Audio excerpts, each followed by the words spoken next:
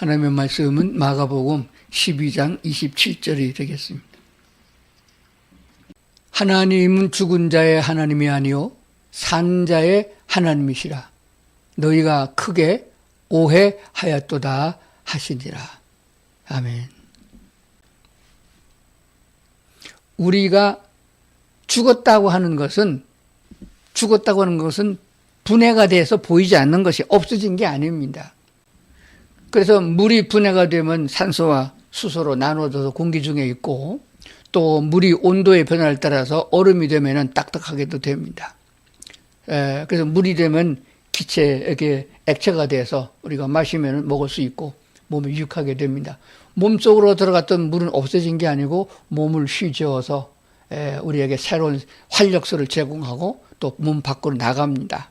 몸 밖으로 나가서 그것은 식물에게 또 영양소를 제공하고 다시 돌아서 흙을 통해서 우리가 다시 또 물 받아 먹게 되는 거예요. 온 우주에 있는 모든 물질은 없어지지 않습니다.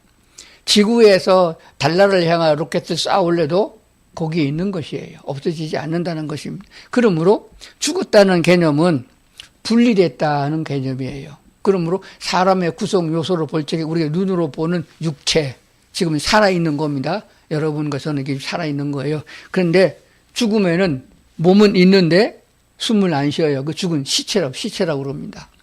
그러니까 몸에서 영혼이 떠나면은 죽은 것이에요. 그래서 몸은 흙으로 만들어서 흙으로 돌아가고 영혼은 하나님께로 왔으니 하나님께로 돌아간다는 것을 성경에 말씀해 주고 있습니다. 나중에 부활될 적에는 예수 그리스도의 영을 갖고 있는 자들은 하나님 나라 천국으로 옮겨지는 것이니까 그때도 하나님이시고, 마귀에게 속해서 부활되어 가지고 지옥으로 가서 하게 되는 자들은 지옥의 사람, 마귀의 사람이 되어지니까 그건 하나님이, 마귀 사탄이지 하나님이 아니, 여호와 하나님이 아니십니다. 여호와 하나님은 구원받은 자의 하나님이시에요. 그래서 하나님은 죽은 자의 하나님이 아니다, 이 말을 성경에 더 쉽게 설명한 것이 있어요. 구약 성경에서는 아브라함의 하나님, 이삭의 하나님, 야곱의 하나님 그렇게 말씀하신 적이 있어요. 그랬더니까 어떤 시골 어르신이 그렇게 말씀하는 것도 저도 들었어요. 예수 믿는 교회 다니는 사람들은 족보도 모르는 놈들이라고. 어떻게 할아버지가 아버지를 하나님의 아버지라고 불렀잖아요.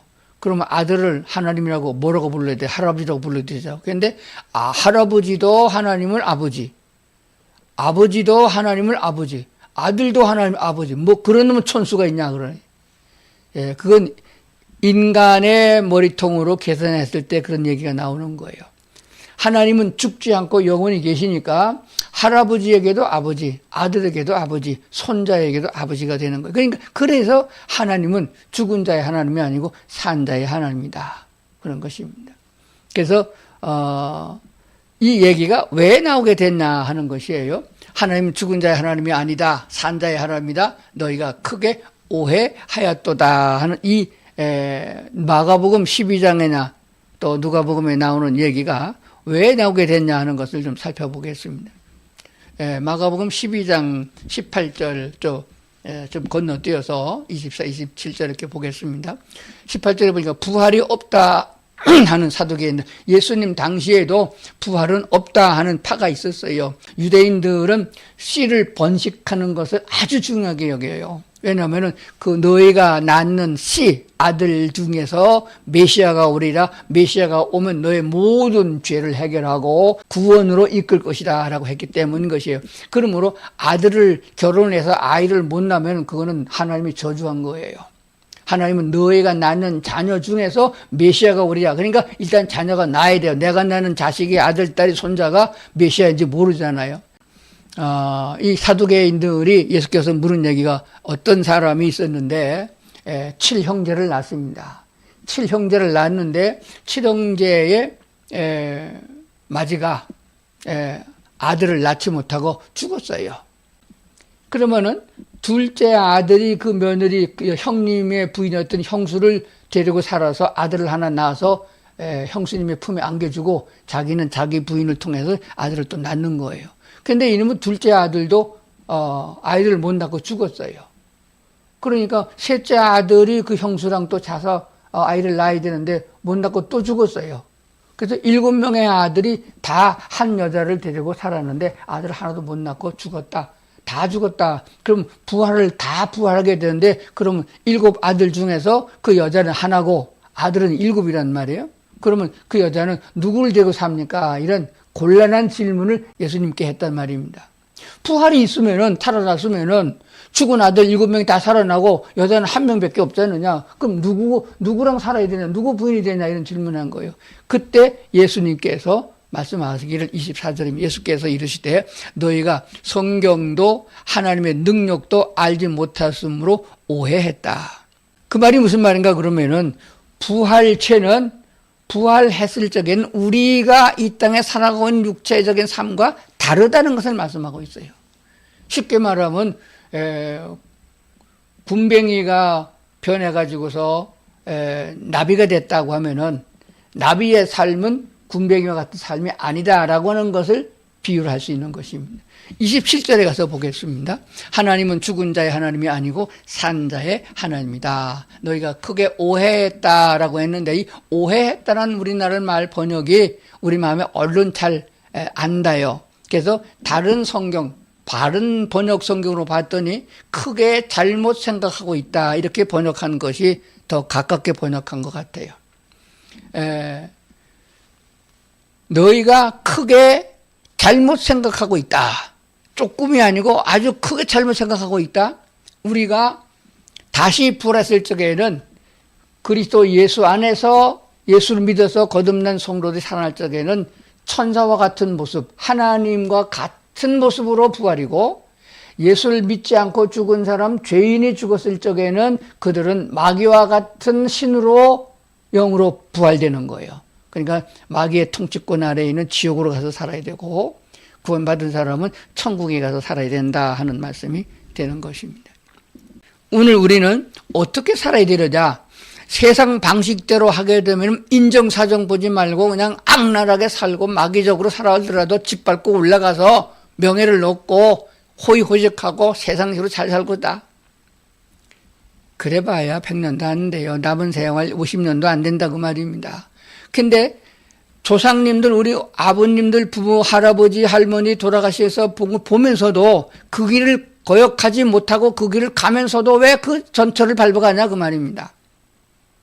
그래서 어떻게 하면 부모들은 자녀에게 조금이라도 더 나은 삶을 주기 위해서 돈도 좀 남겨주고 조금 더 많이 배워주고 그래서 공부도 시키고 하잖아요.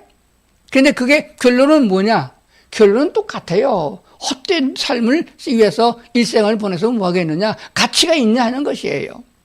그러니까 우리가 지혜로운 사람들은 여호와 하나님이 천지를 창조하시고 세상을 운행하신 여호와 하나님의 말씀을 생각해 보면서 하나님이 뭐라고 말씀하시느냐라고 귀 기울이고 그 말씀을 따라가는 지혜가 있어야 된다 하는 것입니다.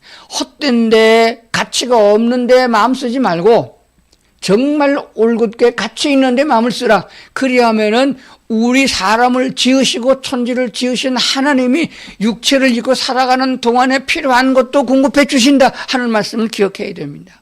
자꾸 마귀에 따라 욕심을 부려가지고 죄를 짓느니 이러지 말고 그 말을 다른 말로 말하면은 내 분수에 맞게 소유하고 있어야 되겠고 내 분수에 맞게끔 소유해야 되는데 너무 과하다 하면은 문제가 생기는 거예요.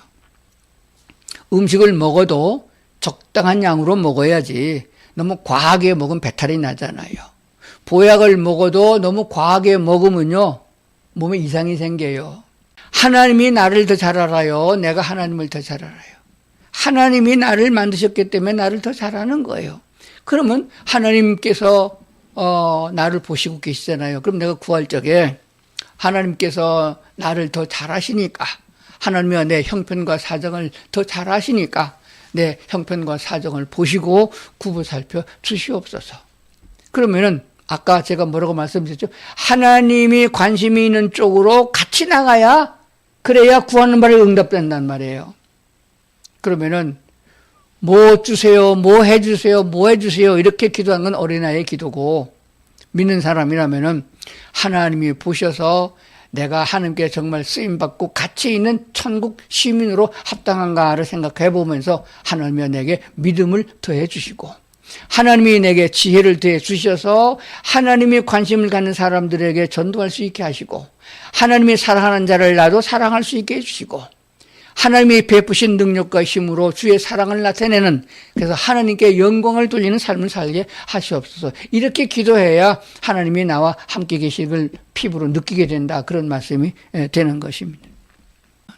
자, 마가복음 12장에 나오는 말씀을 조금 더 보면서 말씀을 드리겠습니다. 마가복음 같은 12장에 좀 넘어가서 28절부터 봅니다. 서기관 중 한 사람이 그들이 변론하는 것을 듣고 예수께서 잘 대답하신 줄로 알고 나와 묻되 모든 계명 중에 첫째가 무엇입니까? 예수께서 29절 예수께서 대답하시되 첫째는 이것이니 이스라엘아 들으라 주 곧 우리 하나님은 유일한 주시니라. 그러므로 30절 내 마음을 다하고 목숨을 다하고 뜻을 다하고 힘을 다하여 주 너의 하나님을 사랑하라 하신 것이다. 이제 이 마가복음 12장 28절은 조금 전에 부활이 없다는 사람과 대해서 너희가 크게 잘못 생각하고 있다. 부활 시에는 세상 사람 같은 사람이 아니다. 영원히 사는 영생의 삶이다. 그렇게 말씀하시면 그건 잘못 생각한 거다라고 하실 때 이렇게 질문이 나온 거예요. 그럼 우리가 어떻게 살아야 되는데 그 큰 첫째가 뭐고 둘째가 뭡니까? 이렇게 알려주면 우리가 그걸 따라가겠습니다. 그렇게 말한 것이 되거든요. 그래서 이스라엘에 들으라 거기에 우리 개역 개정판에는 리을이 써 있어요. 그거를 가보면은 이스라엘에 들으라 그러면 구약 성경에 신명기 6장 4절에 있는 말씀을 예수님이 인용한 것입니다. 그러면 인용했던 말은 그 말이 맞다 그런 뜻이에요. 무슨 말을 들으라고 그랬느냐. 곧 우리 하나님은 여호와 하나님은 유일하신 주시다. 유일하신 야훼 하나님이다 그런 말이에요. 그러니까 또 있는 것이 아니라 여기 있고 저기 있다는 것입니다. 오직 한 분밖에 없는 유일하신 하나님이시다. 그분의 말씀을 들어야 된다. 뭐라고 말씀하셨느냐. 첫째는 목숨을 다하고 뜻을 다하고 힘을 다하고 그래서 주 너의 하나님을 사랑하라. 너를 만드시고 너를 낳으시고 너를 사람 되게 하신 하나님을 사랑하라. 그것이다. 근데 가만히 생각해 보세요. 마음을 다하고 목숨을 다하고 뜻을 다하고 힘을 다하여 이렇게 다 합해서 하나님을 사랑할 수 있을까? 목사 하랩이라도 못해요. 베드로도 죽을까 봐 겁이 나서 눈앞에서 예수님 모른다고 부인했던 이런 상황이고 이권과 관계되고 돈이 관계되고 손해 들 것 같으면 다 곁길로 가잖아요. 뜻을 다하고 힘을 다하고 마음을 다하고 목숨을 다해서 어떻게 사랑합니까? 거기다 하나 더 했어요. 둘째는 31절 둘째는 이것이니 내 이웃을 내 자신과 같이 사랑하라 하신 것이나 이보다 더 큰 계명이 없다. 이건 레위기 19장에 18절에 나오는 말씀을 또 인용하셨어요. 그러니까 구약 성경에도 하나님의 뜻이 녹아 있고 신약 성서에도 하나님의 말씀이 녹아져 있어요. 그러니까 어느 한 성경 구절도 버릴 것이 없습니다. 다 맞는 말입니다. 내가 내 믿음이 따라가지 못해서 이해 못하는 것뿐이지 성경에 기록된 말씀은 다 맞는 말이에요. 그게 무슨 놈의 말씀이냐 이렇게 인간의 지식으로 어깃장을 놓고 성경을 회방하면 안 된다는 것을 생각해 봐야 됩니다. 자, 그러면은 하나님을 그렇게 목숨을 내서 사랑하는 건 안 보이니까 모르잖아요. 내가 하나님 사랑합니다. 절대적으로 사랑합니다. 마음을 다하고 목숨을 다하고 뜻을 다해 사랑합니다. 그거 안 보이잖아요. 그래서 그것을 보일 수 있도록 한 것이 뭐냐? 내 이웃을 내 자신과 같이 사랑하라 한 거예요. 그랬더니 그 다음에 나오는 구절을 보면은 이런 얘기가 나와요. 그럼 이웃이 누굽니까? 옆집에 있는 아저씨가 이웃입니까? 누가 이웃입니까? 거기에 대해서 예수님은 선한 사마리아 사람 얘기를 한 거예요. 내가 도와줄 만한 사람이 있을 때에 그 사람을 도와주는 그 사람이 이웃이다 하는 것입니다. 사촌이라고 이웃이 아니고 옆집에 산다고 이웃이 아닙니다. 아파트 아래 입층에 살면서도 어느 한 사람이 죽어서 한 달 지나도 모르고 사는 세상 아니겠습니까? 그래서 도움이 필요한 사람에게 내가 도울 힘이 있고 도울 것이 있을 적에 그를 도와주면 그 사람에게 내가 이웃이 되어주고 나는 그 사람이 이웃이 된다는 것입니다. 그러므로 이것을 가만히 생각해 보면은 우리가 어떻게 살아야 되는가 하는 걸 알게 되는 거예요. 하나님의 말씀은 그냥 귀로 받고 들어서 지식을 쌓는 것이 아닙니다. 하나님의 말씀은 생명의 양식이에요. 마태복음 4장에 예수님께서 이렇게 말씀하셨잖아요. 사람이 먹는 것으로 살아가는 게 아니다. 먹어야 살잖아요. 그런데 먹어야 산다는 말은 맞기도 하지만 틀리기도 합니다. 왜 그런가요? 먹어도 죽잖아요. 마지막에는 먹어도 죽지 먹을 것이 없어 죽는 게 아니에요. 그러니까 사람은 먹는 것을 사는 게 아니고 하나님의 입으로 나오는 말씀으로 산다 하셨거든요. 하나님의 말씀은 살리기도 하고 하나님의 말씀은 죽이기도 한다는 것을 알아야 되는 것입니다. 그러니까 하나님의 말씀이 우리 마음에 있다 그러면은 그 말씀이 내게 들어와서 그 말씀을 내가 얼마나 소화하고 그 말씀이 내게 얼마나 큰 믿음을 줬냐. 그래서 내 믿음의 분량, 내 믿음의 성숙도 그것을 따라가지고 내가 할 수 있는 것만큼 하나님을 사랑하는 것만큼 이웃을 사랑하라 하는 것이 되어집니다. 하나님은 뭐 수백만 명을 한꺼번에 먹을 수 있는 양식을 내리기도 하셨고 생수를 공급도 하신 하나님이 뭐가 모자라서 우리를 시키겠어요? 내 주머니에 돈 몇 푼 없는 걸 알면서 내 주머니에서 10,000원 헌금 받아가지고 하나님 쓰시겠어요? 하나님이 하시려면 온 세계 사람은 다 먹일 수 있어요. 하나님의 나라 천국에 가게 되면 사람이 일 안 하고도 필요한 걸 다 하나님이 다 공급하신다고 약속하셨잖아요. 그러니까 하나님이 그렇게 요구하시는 것은 하나님의 사랑이 얼마나 우리에게 있느냐, 우리가 하나님을 얼마나 닮아가느냐, 하나님 닮은 사람이냐라고 하는 것을 보기 위한 것이에요. 그래서 먼저 풍성한 은혜를 주시고 또 믿음을 주시고 필요한 재물도 주셔서 하나님의 사랑을 나누라. 내 이웃을 내 자신과 같이 사랑하라 한 것입니다. 내 먹을 것도 없고 굶고 주라는 것이 아닙니다. 하나님은 내게 먼저 주시고 나누라는 것이에요. 이걸 잘 생각하게 되면은 또 실천하다 보면은 하나님이 왜 그리하셨는가를 알게 되어집니다. 그래서 그걸 알고 깨닫게 되면은 나누는 것이 기쁨이요 행복이라는 걸 알게 되어집니다. 그리고 그것이 사람과 관계 속에서만 기쁨이 있는 것이 아니에요. 하나님께서 그리 하셨으므로 내가 순종했더니 그것이 내가 기쁨이 되어졌으니 하나님과 나와 교통하는 사이가 된 거예요. 그보다 더 큰 귀한 축복과 은혜가 어디 있겠어요. 하나님을 좀 멀리 드리고 급할 적에 하나님 불러서 소리쳐도 하나님이 대접하지 않은 사이가 무슨 하나님과 관계가 됩니까? 하나님 어떠세요? 주의 말씀을 따라 이웃 사랑하기를 실천했더니 하나님의 말씀이 맞네요. 하나님이 내게 기쁨 주시고 내게 평안 주시고 내게 소망을 주셨습니다. 내게 있던 질병도 낫게 됐습니다. 할렐루야 하게 되는 걸 보게 돼요. 그럼 또 하나님도 얼마나 기뻐하시게 또 뭐를 줄고 그러잖아요. 솔로몬이 하나님이 기뻐하는 기도를 드렸더니 하나님이 내게 무엇을 줄고 물으셨던 것을 생각해 봅니다. 오늘도 솔로몬의 기도가 응답받는 것처럼 우리의 기도도 응답받는 역사가 있음을 믿습니다. 자, 그러므로 잘 생각해 봐야 됩니다. 오늘 말씀을 총체적으로 정리를 해보겠습니다. 다 또 잘 생각 안 나면 다음에 또 번복돼서 설교하는 거니까 또 들으시면 돼요. 하나님의 말씀들이 진리임을 인정해야 됩니다. 하나님은 우리를 인정하십니다. 죄가 있는 대로 모자라면 모자란 대로 인정하세요. 그것밖에 안 되냐고 하나님 지어박지 않습니다. 시험 봐왔는데 다른 사람 옆집 애들은 다 100점 맞아오는데 20점 맞아왔다고 지어박는 그런 하나님이 아니세요. 만약에 하나님의 심정으로 우리를 쥐어박으면은요, 살아남을 사람 하나도 없어요. 노아 홍수 때 보세요. 다 쓸어버렸잖아요. 지금 긍휼이 많으시고 자비신 하나님이 우리 형편과 사정 아시고 내 성깔도 아시고 내 모습도 아시면 안다 그럽니다.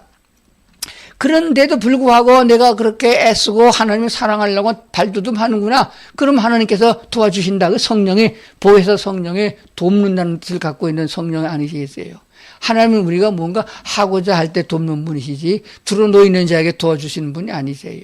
그래서 하나님의 말씀, 하나님이 말씀으로 우리에게 다가오시는 거거든요. 설교를 들을 때 성경을 읽을 적에 성경을 암송할 적에 성경을 묵상할 적에 하나님께서 내게 말씀하시는 바를 알아들었으면 그 말씀을 인정해야 됩니다. 그러면 그 인정은 하나님에 대한 신뢰, 믿음이 있을 때 가능한 것이 충성도 믿음에서 빠지는 것이고 선을 행하는 것도 하나님께 대한 믿음이 있을 때 가능하게 되는 것입니다.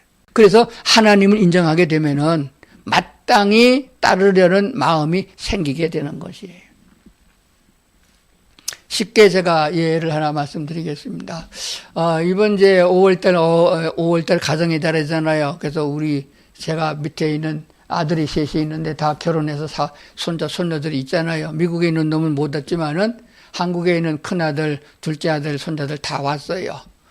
다 왔는데 그날 비가 좀 왔어요. 그래서 비가 약간 오기 전에 여기가 제가 사는 곳이 이제 전원주택이에요. 그래서 뭐 제가 나이가 있어갖고 힘들어서 풀도 못 뽑고 나무도 못 뽑고 일을 못해서 잔뜩 남겨놨다가 손자들까지 다 일을 시켰어요. 그랬더니 당연히 할 일을 생각합니다. 마땅히 할 일을 생각해요. 그래서 열심히 일을 해갖고 잘 정리했고 풀도 뽑고 나무도 옮겨 심고 아주 훤하게 잘 해놔서 힘쓰고 애쓰면 보여요. 그럼 할아버지 할머니가 또 용돈을 그냥 하나 주잖아요. 그러니까 그것은 무슨 말인가? 마땅히 할 일이다. 조건부가 아니다 하는 것을 말씀드리는 거예요. 내가 11조를 하면은 하나님의 복을 주시고 그런 관계가 아니에요. 마땅히 할 일입니다. 하나님을 경외하고 하나님을 섬기고 이웃을 사랑하고 복음을 증가하는 것은 마땅히 그리스도인으로 할 일입니다. 그러면 하나님께서는 우리에게 풍성히 또 부어주는 축복도 뒤따른다 하는 것을 알게 되는 것입니다. 그렇기 때문에 주님의 뜻을 따라서 은혜를 받고 봤더니 말씀을 듣고 봤더니 할 일이 너무 많아요. 그러면은 하려고 보면은 모자라요.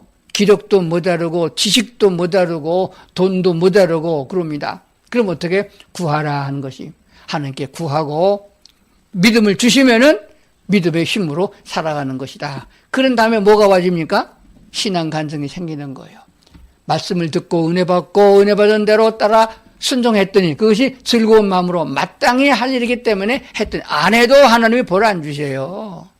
그런데 마땅히 할 일이기 때문에 그런 마음이 생겨서 기도했더니 하나님도 힘과 용기를 주셔서 했더니 얼마나 내 속에부터 솟아오르는 기쁨이 있고 감사가 있는지 모르겠다.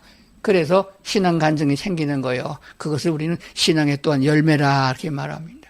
하나님의 말씀을 들을 적에 인간적 지식으로 세상 사람으로 보게 되어지면은 오해하게 됩니다. 완전히 잘못된 생각이다. 하나님이 이렇게 말씀하시는 거예요.